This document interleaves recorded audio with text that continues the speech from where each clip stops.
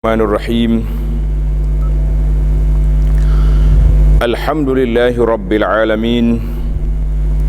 Wa bihi nasta'in ala umurid dunya waddin. Wassalatu wassalam ala al-mab'uthi rahmatan lil alamin. Nabiyyina wa habibina wa qudwatina Muhammad ibn Abdullah wa ala alihi wa sahbihi wa man sar ala nahjihi wahtada bihadihi wastanna bisunnati ila yaumiddin, amma ba'du. Yang dihormati pengurusi ahli yang kuasa, al-fadhil, imam-imam Masjid Sayyidina Abu Bakar, muslimin dan muslimat, para jemaah sekalian, Assalamualaikum warahmatullahi wabarakatuh. Alhamdulillah, syukur kita kepada Allah Azza wa Jalla kerana pada hari ini 30 Syaban bagi kita.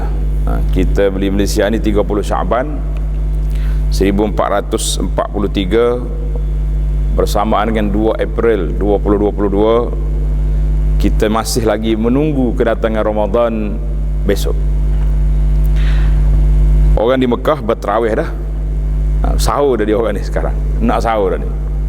Dan juga beberapa tempat lagi dalam negeri ini ada yang sudah pun berpuasa. Kita kata begitulah, mungkin perbezaan tempat tengok anak bulan tu menyebabkan perbezaan. Walau macam mana pun, alhamdulillah, kita syukur pada Allah Azza wa Jalla kerana Ramadan pada tahun ini kita dapat sambut ataupun menerima kedatangannya dalam suasana yang sudah hampir kembali kepada keadaan biasa, dengan keizinan pihak pemerintah untuk solat saf dipenuhkan, dirapatkan, dan insya-Allah tuan-tuan dan puan-puan para jemaah pula dapat menyahut seruan ilahi untuk memenuhkan rumah-rumah Allah Azza wa Jalla.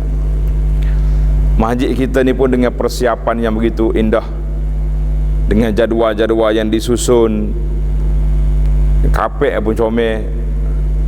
Tinggal lagi bagaimana nak sampaikan jemputan Allah Azza wa Jalla itu kepada para jemaah kita, ahli jemaah kita. Itu adalah merupakan tanggungjawab masing-masing sebagai seorang Muslim. Apabila kedatangan Ramadan, sudah tentu kita ada satu agenda yang perlu kita buat dan beberapa jadual yang perlu disusun supaya Ramadan yang datang ini sangat bermanfaat untuk diisi sebagaimana doa yang disampaikan oleh golongan salafus salih yang selalu kita dengar imam-imam kita baca, wa ballighna Ramadan, ya Allah sampaikan kami ke bulan Ramadan. Di antara doa yang baik para jemaah sekalian untuk kita baca, mari kita baca sama-sama dulu, nanti di akhir kita baca lagi. Cuba kata, Allahumma sallimni li Ramadan wa sallim Ramadana li wa tasallamhu minni mutaqabbala. Boleh kata? Cuba ulang sekali lagi. Allahumma sallimni li Ramadan wa sallim Ramadana li wa tasallamhu minni mutaqabbala. Maksudnya, ya Allah sampaikan kami ke bulan Ramadan. InsyaAllah. Kita sudah kata orang kalau benda tu bau dah kita, dekat sangat dah. Wa sallim Ramadana li. Ini permohonan yang kedua, kita minta Allah Ta'ala anugerahkan kepada kita dapat melakukan ibadat sebaik mungkin pada bulan Ramadan kali ini. InsyaAllah kita tidak terkurung lagi. Kita kurung je diri kita, kurung je nafsu kita daripada gangguan-gangguan yang mengacau kita. Mudah-mudahan kita dapat meneruskan ibadat ini dengan baik, dengan sempurna. Sudah pasti setiap orang yang beribadat, dia nak Allah Ta'ala kabulkan. Kalau kita ibadat Tuhan tak terima, apalah gunanya? Maka doa permintaan kita yang ketiga, wa tasallamhu minni mutaqabbala, Ya Allah, terimalah daripada kami segala amal kebajikan ibadat yang kami lakukan itu. Amin ya rabbal alamin. Ini perbanyakkan doa ini. Walaupun dah masuk Ramadan, kita kena doa sebab dua permohonan lagi sampai dah. Tapi kalau boleh kita nak minta sampai juga ke hujung. Tak mau Ramadan sampai separuh jalan dia. Dia sampai ke hujung Ramadan dan kita dapat lagi bertemu dengan Ramadan yang lain-lain yang akan datang. Jadi kita minta, kemudian kemuncak daripada itu kita minta Allah kabulkan segala perkara ibadat yang kita lakukan. Baik para jemaah sekalian, kita berbincang tentang Ramadan, Al-Quran dan Qiyam Ramadan. Maknanya Ramadan dan Al-Quran serta Al-Quran itu dikaitkan dengan waktu malam. Ini antara benda pelik. Kenapa Quran jadi malam?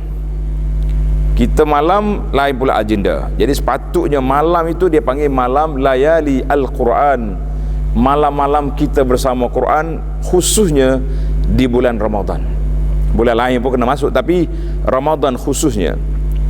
Kerana Allah SWT berfirman, tengok dalam risalah tu ada awal ayat yang kita sebut, a'udzubillahi minasyaitanirrajim, syahru ramadhan alladhi unzila fihi al-Quran hudan linnasi wa bayyinatin minal huda wal furqan.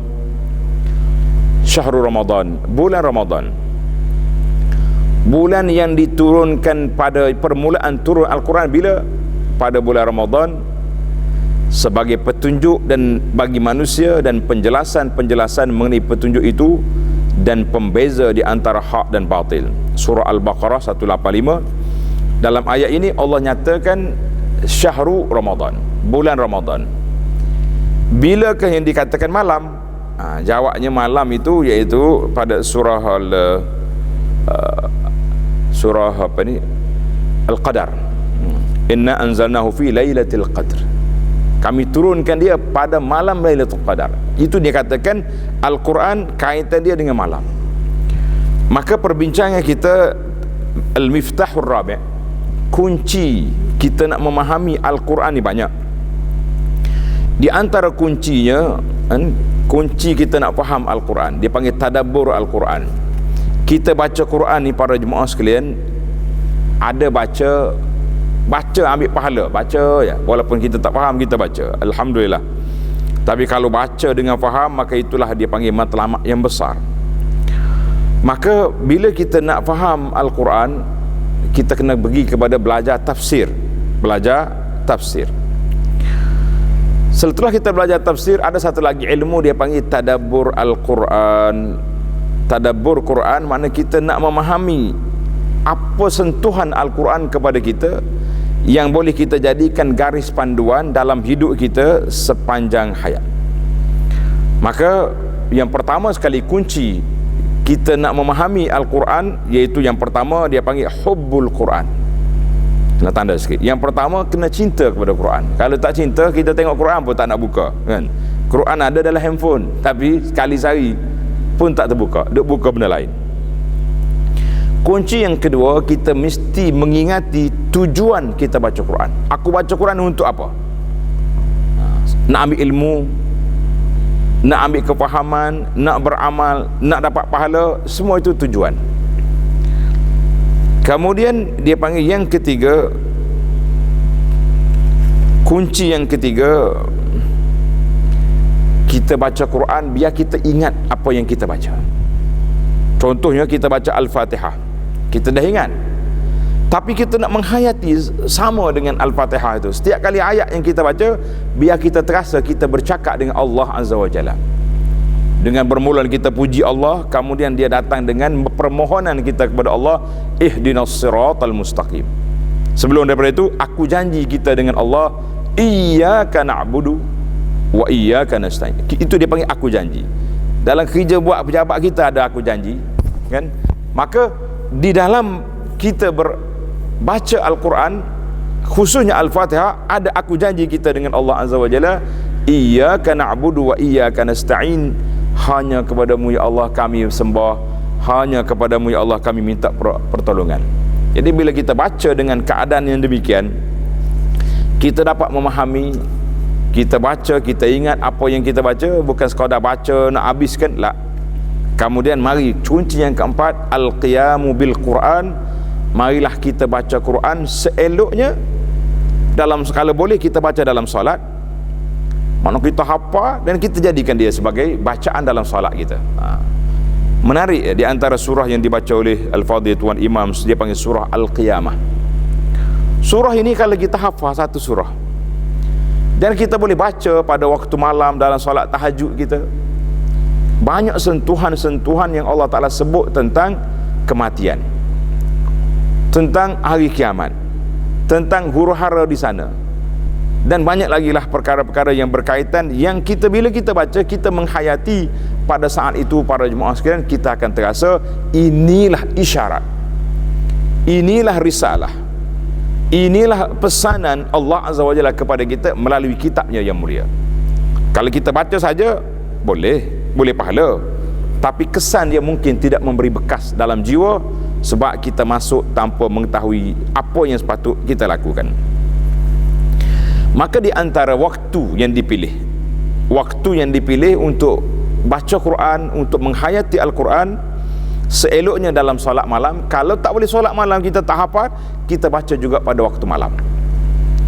Allah Ta'ala sebut dalam surah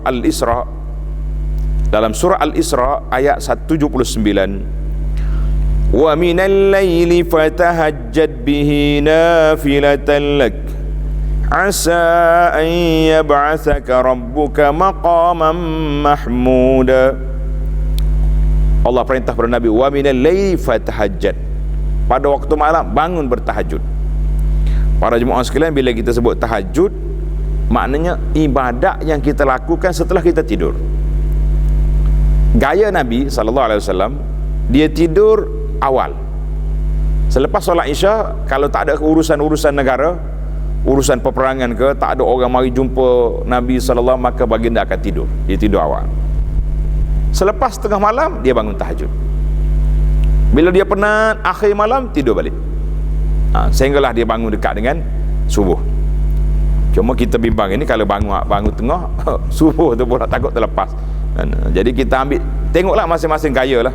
Orang-orang yang sudah berumur lain pula dia punya cara tidur. Mungkin dia sudah lama tidur, dia boleh bangun, rehat sekejap, ibadat, kemudian rehat balik, bangun balik. Ramai dah orang tua-tua, bila kita tanya dia kata boleh je Ustaz. Boleh kita buat cara gaya Nabi, qiyamul lail Nabi sallallahu alaihi wasallam. Jadi ayat ini Allah Ta'ala perintah Nabi, wa minal laili fatahajjad, bangun bertahajud pada waktu malam, nafilatan lak, sebagai satu orang panggil ibadat nafilah, bukan wajib. Asa an yab'athaka rabbuka maqam mahmuda, mudah-mudahan Allah Ta'ala bangkitmu di tempat yang terpuji. Mana kata di para ulama, walaupun ayat ini khitab lin Nabi sallallahu alaihi wasallam, tapi sebenarnya taujih, bimbingan kepada umat dia sallallahu alaihi wasallam. Maka ayat ini Allah Ta'ala perintahkan tahajud. Apabila dikaitkan tahajud, sudah pasti ada Quran di situ. Maknanya bangun tahajud, bertahajud dengan Al-Quranul Karim. Ini ayat Allah Ta'ala perintahkan supaya kita bangun bertahajud. Dan juga dari hadis Nabi sallallahu alaihi wasallam, Nabi kita bersabda, banyak lagi ayat lain, saya bagi nombor ayat supaya pelajar-pelajar yang suka tadabbur ni, dia boleh kut ayat dan boleh tengok paling. Di antara ayat lagi Allah Ta'ala sebut surah Al-Muzammil, ayat 1 hingga 5. Kemudian surah Ali Imran ayat 113, dan surah Az-Zumar ayat 9. Itu nama-nama ayat yang ada kaitan dengan Quran, tahajud pada waktu malam. Kemudian kita pergi kepada hadis Nabi sallallahu alaihi wasallam. Nabi kita bersabda, la hasada illa fisnatain. Nabi kata, mu jangan hasad. Hasad di sini dengan mana ghibtah, mana jangan bercita-cita nak jadi macam orang ni, kecuali dua kumpulan. Mana kita tengok orang ni, kita boleh bercita-cita nak jadi macam dia. Jangan berangan-angan. Kalau angan-angan tak jadi. Biasanya orang ni kalau bila angan-angan, dia kait dengan mak jening. Kita pun kesian juga ke mak jening. Setiap kali angan-angan, mak jening lah jadi. Kenapa mereka buat nanya kepada pakcik tu? Kita kata bercita-cita. Jangan bercerita nak jadi macam orang ni kecuali dua kumpulan. Kumpulan yang pertama, rajulun atahullahul Quran. Seorang yang diberi, Allah Ta'ala beri kepada dia Al-Quran, dia hafal Quran, dia baca Quran, fahuwa yaqumu bihi ana al-lail. Dia bangun dengan Quran itu pada tengah malam. Sebab itulah saya perluaskan sedikit, orang ni bangun solat pada waktu malam. Tapi kalau kita yang tak hafal ni nak bangun solat macam mana? Tak hafal. Alhamdulillah para jemaah sekalian, solat malam solat sunat. Solat malam solat sunat. Dalam solat sunat kita ada kelonggaran. Boleh je kalau kita nak duduk pun boleh sambil duduk, ataupun kita buka mushaf depan kita, alat-alat gadget yang kita ada ni kita boleh je pacak situ. Kita boleh baca daripada alat ni boleh. Jadi yang pentingnya ada kemahuan nak situ.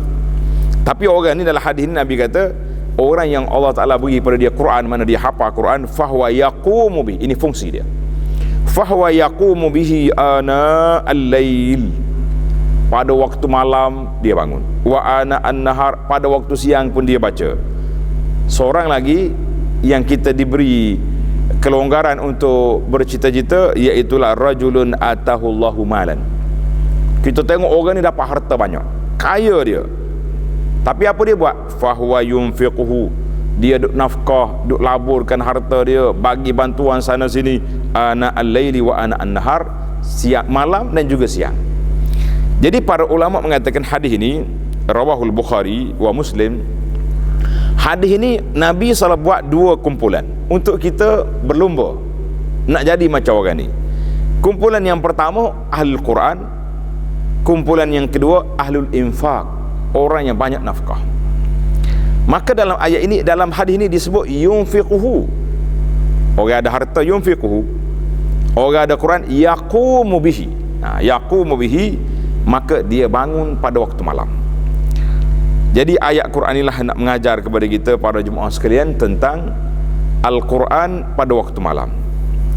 Jadi sesuai sangatlah bila kita mari bulan Ramadan, cuba kita letak satu jadual khas. Habis ya tarawih di masjid, kita balik. Dan inilah yang diceritakan oleh guru-guru kita ataupun kita baca di kalangan ulama salafus salih. Biasanya ana selalu dengar tuan-tuan guru kita di Madinah, dia kata Syekh ni, dia sebut nama, di antara Syekh Amin Asy-Syangqiti rahimahullah, dia kata dia solat di masjid Isyak, lepas tu dia balik. Dia solat di rumah dia naik rumah 2 tingkat, 2 atas tingkat atas tu. Jiran-jiran pun dengar dia duk baca Quran sampai malam. Jadi kita hari ni tak payahlah kita balik buka kuat-kuat kan, jiran sebelah nak tidur. Cukuplah untuk kita dalam rumah kita, dalam bilik kita, kalau boleh selepas habis program di masjid, kita balik, sambung balik di rumah kita dengan Al-Quran. Ataupun kita tidur separuh awal, bangun di tengah malam. Itulah agenda yang sangat besar. Dan antara kelebihan yang disebut oleh Nabi SAW, Nabi kita sebut apa? Di antara cara nak ingat Al-Quran, nak mudah faham Al-Quran. Ani bin Umar radhiyallahu anhuma, anin Nabi sallallahu alaihi wasallam annahu qala, idza qama sahibul Quran, apabila orang yang baca Quran ini bangun pada waktu malam, dia baca pada malam, dia baca pada waktu siang, zakarahu, dia akan ingat. Sebab itu di antara tempat medan untuk kita nak ulang kaji Quran yang paling baik dalam salat. Wa illam yakum bihi nasiyahu, kalau dia tak bangun, tak baca dalam salat, dia mudah lupa. Jadi kita cubalah hafal surah-surah yang kita boleh hafal, dan kita cuba buat dalam salat malam kita. Dalam salat siang pun tak apa. Jadi hadis ini dalam Muslim. Maka dalam hadis ini Nabi SAW mengajar, nassan Nabiyu sallallahu ala anna tariq, jalan untuk kita nak ingat Al-Quran sentiasa, iaitulah kita baca dalam salat kita. Alhamdulillah. Muslimin dan para jemaah sekalian, itu di antara kelebihan-kelebihan yang ada. Kita tengok pula kenapa kaitan di antara ijtima'ul Quran was salah. Quran dikaitkan dengan salat. Bila kata Quran, ada salat. Sebab kata di ahli fikir, dia kata berkumpulnya Quran dengan solat itu macam berkumpulnya oksigen dengan hidrogen. Dia ngaji sains sikit. Oksigen hidrogen bila berkumpul, maka keluarlah dia punya air. Jadi kita apabila kita boleh kumpul di antara Quran dengan salat, maka di situ akan lahirnya seorang insan yang mukmin, yang bertakwa kepada Allah Azza wa Jalla, sebab dua perkara besar ini dikumpulkan dalam satu masa. Dalam Al-Quran Allah Ta'ala sebut dalam surah Al-Baqarah ayat 45 dan ayat 46. Ayat 45 dan ayat 46 Allah Ta'ala sebut, wasta'inu bis-sabri was-salah wa innaha lakabiratun illa 'alal khashi'in. Ista'inu bis-sabri was-salah. Kamu minta tolong dengan Allah Ta'ala dengan melakukan kesabaran dan salat. Jadi ada terjemah yang kata sabar di sini makna puasa. Tapi sabar di sini secara umumnya sabarlah. Dan salat. Wa innaha lakabiratun, dia ni sangat besar susah, illa 'alal khashiin, kecuali orang yang khusyuk maka dia tak jadi berat. Jadi ulama kata sabar itu kesan daripada ilmu. Ilmu itu cara dianya iaitulah dengan baca Quran, dengan tadabbur. Bila kita baca Quran, kita tadabbur Quran, kita akan dapat ilmu. Maknanya itulah hasil daripada orang baca Quran, dia akan pergi ke dapat ilmu. Bila dapat ilmu barulah orang ni jadi sabar. Maknanya sabar itu sebagaimana disebut oleh para ulama Islam ada 3 kategori. Tanda tuan-tuan. Kategori yang pertama sabar melakukan ketaatan. Ini kita rasa kita ingat bila sabar tu yang ketiga. Sabar melakukan ketaatan. Nak taat ni, nak pergi solat subuh pun bukannya senang. Allah, solat subuh musim-musim macam ni boleh tahan. Kalau musim hujan macam mana nak bangun? Solat kat rumah aku hari ni. Solat sabar. Yang kedua, sabar meninggalkan maksiat. Orang nak tinggal maksiat bukan senang. Sebab itulah bila orang ni sudah boleh bertaubat daripada dosa-dosa dia yang lalu, kita kata hani'an lakum, tahniahlah saudara-saudari, sebab Allah dah buka pintu untuk kembali ke jalannya. Mudah-mudahan kita mati di atas landasan ini. Jadi sabar meninggalkan maksiat. Yang ketiga, sabrun 'alal masaib, sabar menghadapi musibah. Ini biasa kalau kata sabar, kita nampak yang mana? Nampak musibah ya tak? Tapi kita kena ingat dua lagi sabar yang besar, iaitulah sabar melakukan ketaatan. Jadi dengan orang yang banyak solat, orang yang sentiasa bersolat, orang yang sentiasa tadabbur Al-Quran, insya-Allah orang ini termasuk di kalangan orang yang sabar untuk melakukan ibadat sebanyak mungkin dan sekaligus meninggalkan maksiat. Kemudian dia juga seorang yang sabar untuk menghadapi sebarang ujian. Banyak lagi ayat lain yang berkait dengan surah Al-Baqarah 185 tajuk, ya ayyuhallazina 153, maaf, surah Al-Baqarah 153, ya ayyuhallazina amanu ista'inu bis-sabri was-salah innallaha ma'as sabirin. Jadi ayat-ayat yang berkaitan dengan sabar, maka sabar itu mari daripada mana? Salat. Sabar itu mari daripada ilmu. Ilmu itu asalnya punca dia mari daripada Al-Quran. Karena itulah kata di para sahabat radhiyallahu anhu, wa kana an-nabiy sallallahu alaihi wasallam iza hazabahu amrun, apabila mari satu-satu perkara yang berat, Nabi gimana? Faza'a ila salat, dia terus pergi solat. Dengar ni para jemaah sekalian, Nabi sallallahu alaihi wasallam apabila dia mari, bila ada urusan besar, dia pergi solat. Kita kalau ada urusan besar, kau duduk main garu kepala tak? Zaman Facebook ni pula sempat lagi update. Stres, dia tulis patah ya, stres hari ni, kecewa. Jadi orang lain pun tulis lah kat bawah tu apa benda yang dia orang nak komen. Tapi sebenarnya Nabi ajar bila ada masalah besar terus solat. Kita sendiri yang buat. Cuma kita ni solat juga, tapi pergi cari imam, cari orang tu, cari orang ni, dia sendirinya tak solat juga. Kita kata ini satu kepincangan.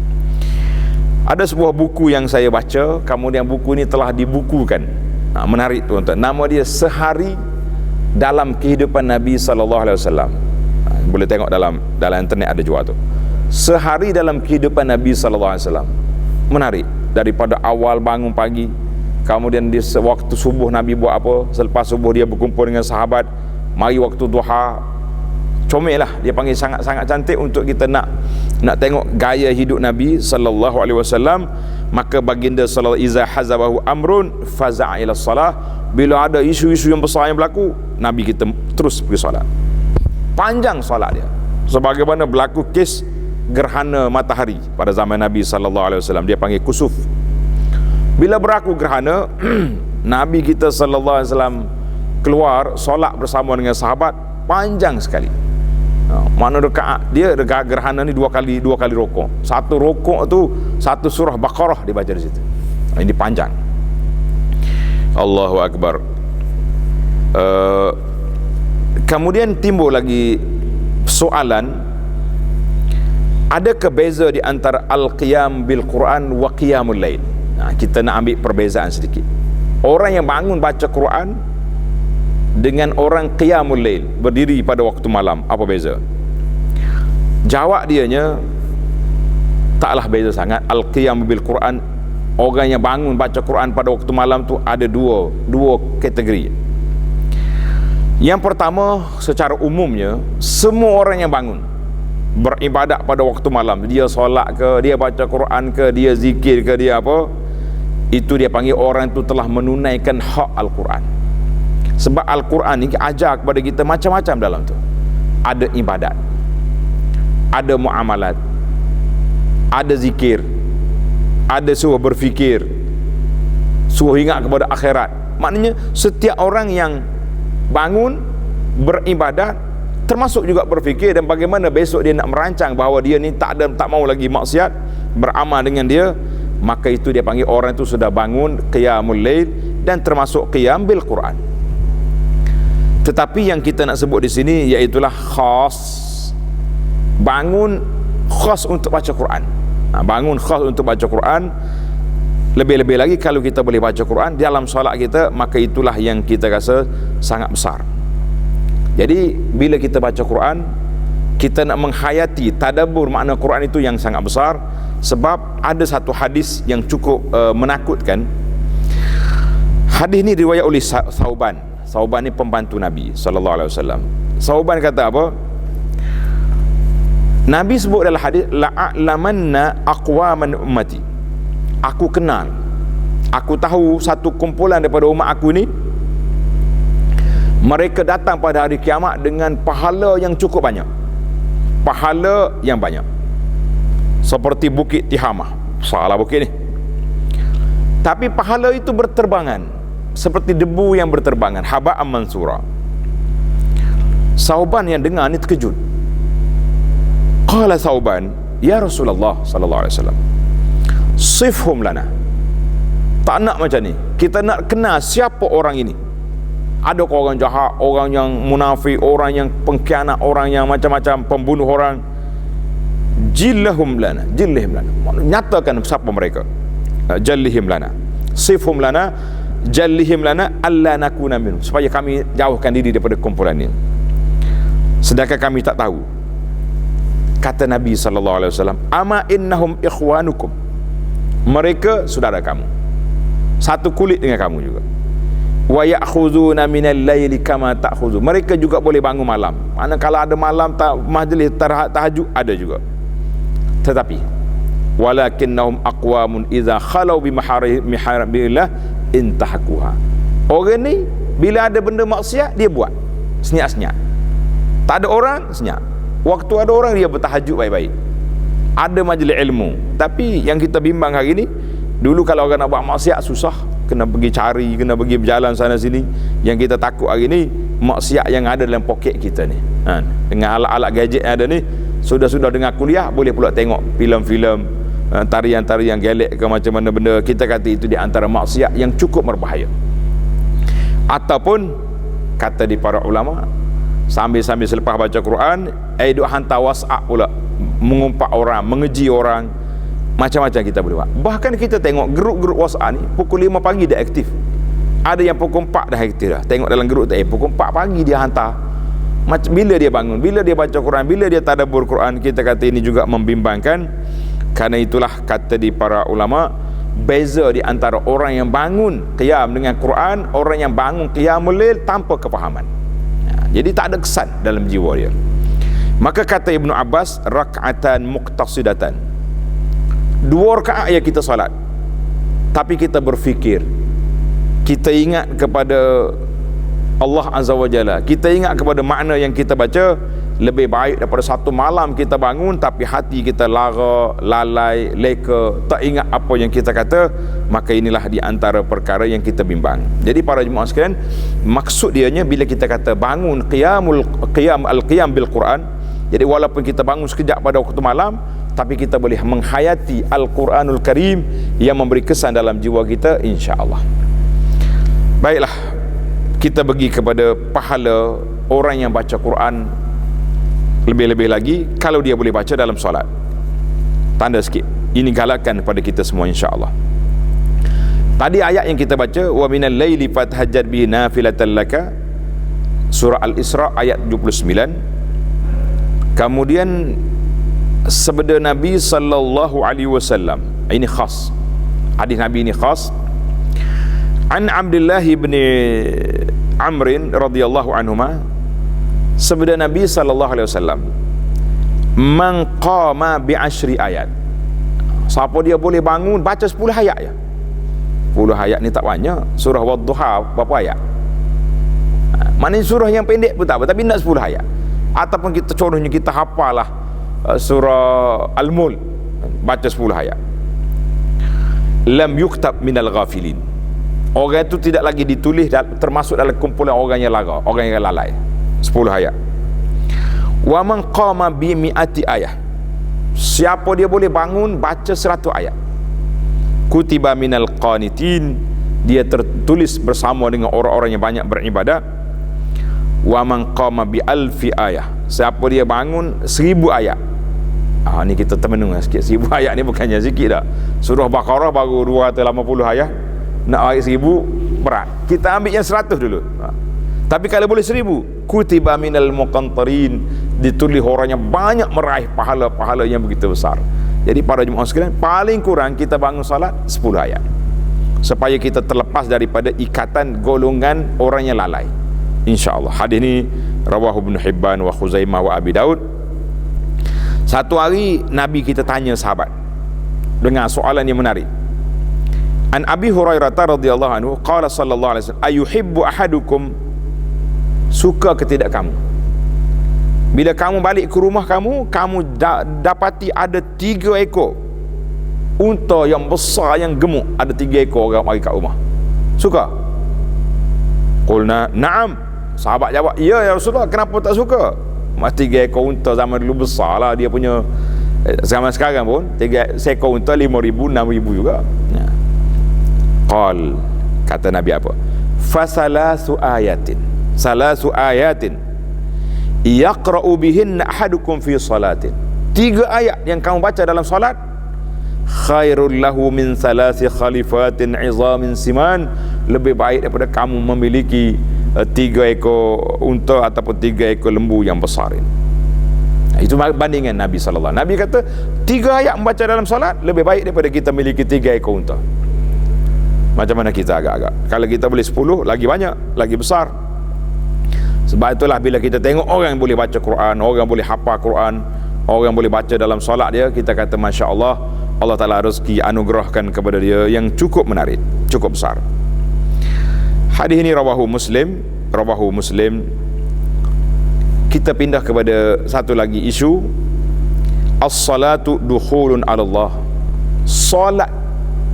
Solat yang kita dah, kenapa nak kaitkan Quran dengan solat? Sebab solat itu sendiri adalah hubungan di antara kita dengan Allah Azza wa Jalla. Bila kita takbir Allahu Akbar, tak boleh lagi kita berpaling kiri kanan, tak boleh. Nak panggil orang pun tak boleh, nak makan minum pun sudah tidak boleh. Nama takbir yang pertama yang kita takbir itu, nama dia takbiratul ihram. Ingat balik, nama apa takbir? Takbiratul ihram. Sebab apa takbir? Sebab apa haram? Bila kita Allahu Akbar, haramlah segala perkara lain yang halal perlu padanya. Maknanya sekarang ni aku sudah connecting, sudah berhubung dengan Allah Azza wa Jalla terus, maka tak boleh kita bercakap dengan manusia lain kecuali bercakap dengan kalam Allah, kecuali dengan memuji Allah, kecuali kita memohon kepada Allah Azza wa Jalla. Maka apabila kita bercakap, bila kita salat, bermakna kita telah menghadap ke muka kita ni kepada Allah Azza wa Jalla. Kan doa yang iftitah yang kita baca tu, wajah tu wajhiya lilladzi fataras samawati wal ard. Kena ingat tuan-tuan, kita baca tu biar kita hayati. Wajah tu wajhiya lilladzi fataras samawati wal ard, aku hadap muka aku ni kepada Allah yang mencipta langit dengan bumi. Dia tak kata cipta ayam dengan itik kecil, kita nak ambil yang besar, yang mencipta langit dan bumi. Kemudian Nabi sebut dalam hadis yang diriwayatkan oleh Bukhari dari Anas, ayyuhan nas, Nabi kata, wahai para sahabat, para manusia semua, inna ahadakum idza kana fis salah, apabila kamu salat, melakukan salat, fa innahu munaji rabbahu, ketika itu kita bermunajat dengan Allah. Kita kena betul istilah. Biasa kita ni kalau kata munajat, zikir munajat kena kuat. Tak, munajat perdana bangun pada tengah malam ramai-ramai kuat-kuat. Yunaji, mana kita berbisik. Itu istilah yang betul. Kata munajat dengan Allah, mana kita berbisik dengan Allah, merayu kepada Allah, merintih kepada Allah Azza wa Jalla.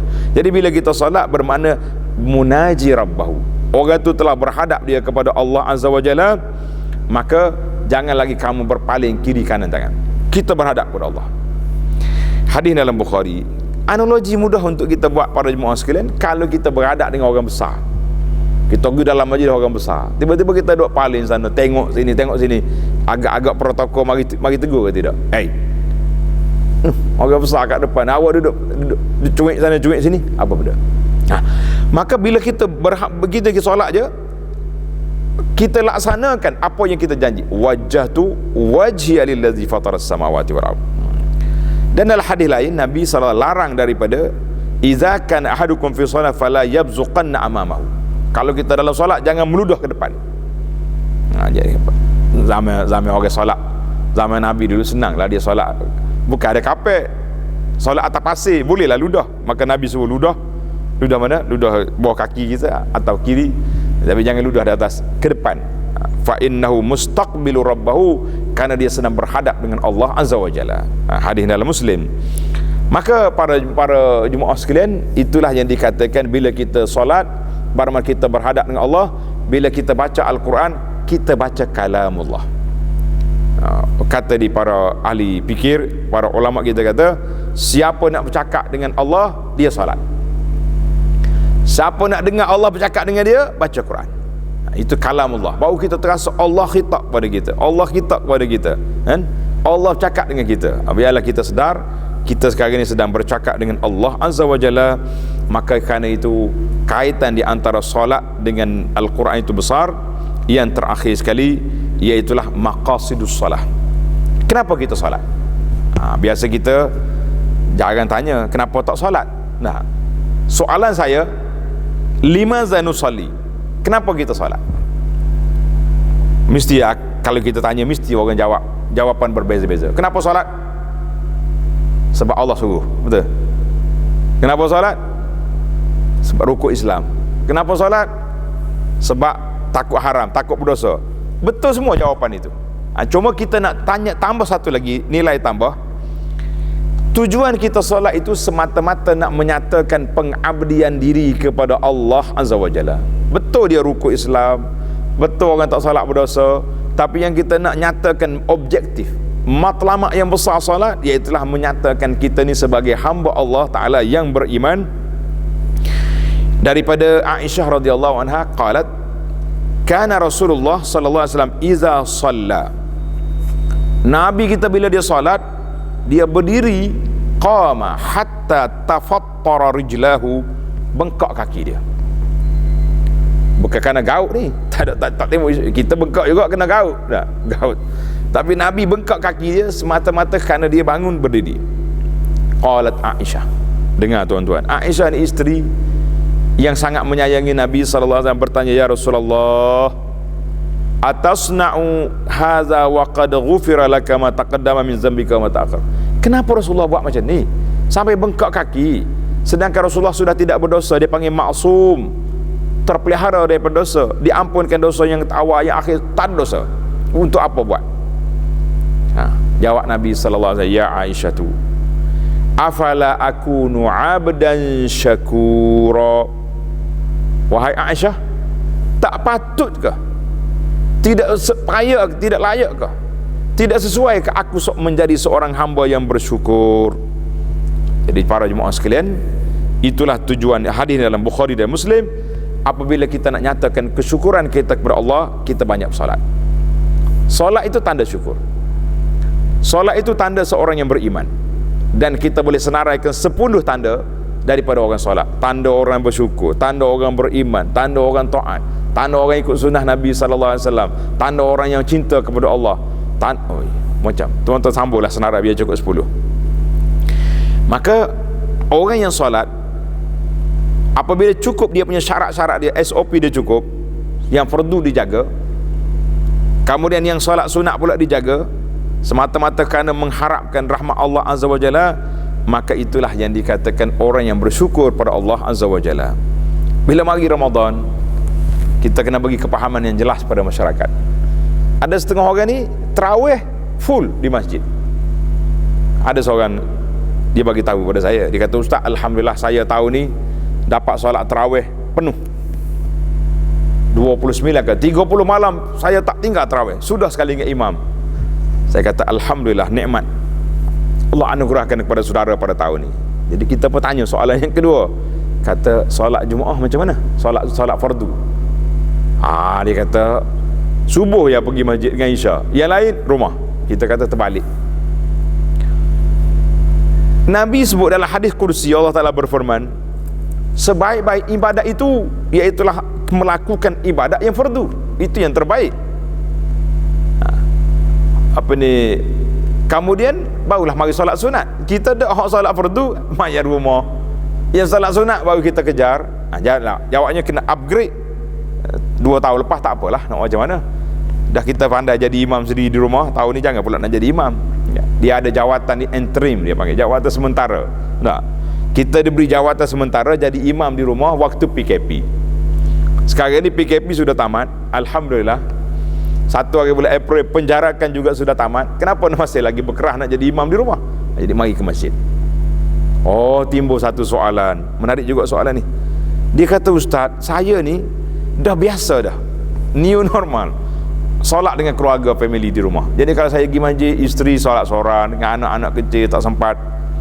Jadi saya rasa kesian dengan dia orang. Macam mana kita nak menyelesaikan masalah ini? Jawabnya mudah. Iaitulah kita datang solat di masjid bersama dengan imam, meriahkan masjid kita. Lepas solat kita balik ke rumah, isteri dengan anak-anak tunggu di atas tikar, di atas jadah solat. Kita jadi imam kepada mereka, boleh. Macam mana pula boleh ulang solat 2 kali? Jawabnya banyak peristiwa yang terjadi zaman Nabi sallallahu alaihi wasallam. Pernah satu hari waktu solat subuh di Mina, dalam buku sejarah Mekah tu ada saya tulis soalan di Mina. Nabi kita tengok ada 2 orang tak solat di belakang. Sudah solat Nabi, mari sini, kenapa kamu tak solat bersama kami? Dikata sallaina fi rihalina, kami dah solat Rasulullah di kemah kami. Jadi kami mari sini tak solat, duduk belakang. Nabi kata la taf'al, jangan buat macam ni. Kalau kamu solat dah pun, bila jumpa jemaah kamu kena solat balik. Walaupun yang pertama tadi rukun, yang kedua tu sunat, tapi itulah yang afdal. Satu hari sahabat masuk dalam masjid, orang dah sudah solat, siap dah solat. Nabi tanya, siapa nak sedekah dengan kawan ni? Man yatasaddaq ala hadza? Siapa nak sedekah? Maknanya bangun solat, pergi solat dengan dia, berjadi makmum dia. Kalau dia tak pandai, mu jadi imam pada dia. Maka untuk dapatkan dia pahala berjamaah. Jadi kita boleh selesaikan masalah. Sama juga kita mari meriahkan masjid, imaratul masjid. Kemudian kita balik juga imarahkan rumah kita dengan solat berjamaah dengan family, dengan anak-anak. Kita kata itu tidak ada larangan. Alhamdulillah. Jadi para jemaah sekalian, kita fahamlah hari ini di antara Al-Quran, Al-Qiyamu bil-Quran, maksud berdiri di Quran yang pertama sekali, kita mana orang yang hafal Quran, seeloknya dia bangun baca dalam salat. Baik, saya tak hafal Quran Ustaz, tapi saya hafal beberapa surah, baca dalam salat. Saya tak boleh nak baca hafal apa tidak, kita bangun salat, kita buka Quran tengok, boleh. Yang keempat, kita baca Quran, kita menghayati isi Quran, kita tadabbur Quran walaupun tanpa salat, kita kata juga termasuk dalam qiyam al-lail bil Quran, insya-Allah. Jadi para jemaah sekalian, kemudian kaitan Quran dengan Ramadan itu besar, kaitan Ramadan dengan Al-Quran, dengan malam, semuanya berkait. Mudah-mudahan Ramadan yang datang pada kita pada tahun ini bermanfaat, insya-Allah. Dengan motivasi yang sedikit ini ada manfaatnya kepada kita semua, insya-Allah. Baiklah para jemaah sekalian, risalah yang diberi ini boleh baca sendirilah, bahasa Malaysia. Ada beberapa motivasi yang kita nak sampaikan ataupun senarai pendek. Sekurang-kurangnya inilah di antara garis panduan yang kita nak buat sepanjang Ramadan pada tahun ini dan Ramadan pada tahun-tahun yang akan datang, insya-Allah. Jadi wa sallallahu ala nabiyyina Muhammad wa ala alihi wa sahbihi ajma'in walhamdulillahi rabbil alamin. Insya-Allah jam 9